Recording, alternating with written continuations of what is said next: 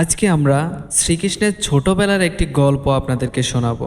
তার আগে আপনি যদি আমার এই চ্যানেলে নতুন হয়ে থাকেন তাহলে অবশ্যই চ্যানেলটি সাবস্ক্রাইব করে আমাদের পাশে থাকবেন আর কমেন্টে শ্রীকৃষ্ণের জন্য কিছু লিখে যাবেন। শ্রীকৃষ্ণ ছোটবেলায় গোকুলে তার মা যশোদার সাথেই থাকতেন। তিনি খুবই দুষ্ট এবং খেলাধুলা প্রিয় ছিলেন। তার সবচেয়ে প্রিয় খাবার ছিল মাখন।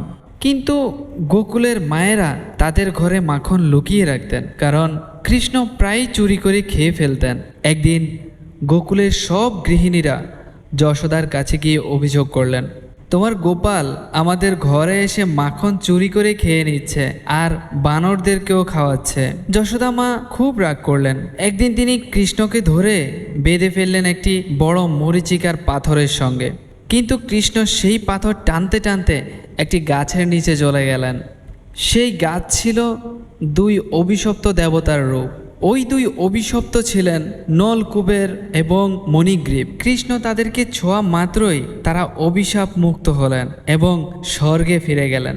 এই গল্প আমাদের যা শেখায় সেটা হলো, ভগবান শ্রীকৃষ্ণ চুরি করলেও সেটা ছিল তার লীলা, মানুষকে আনন্দ দেওয়া এবং জীবনকে মুক্ত করার জন্য।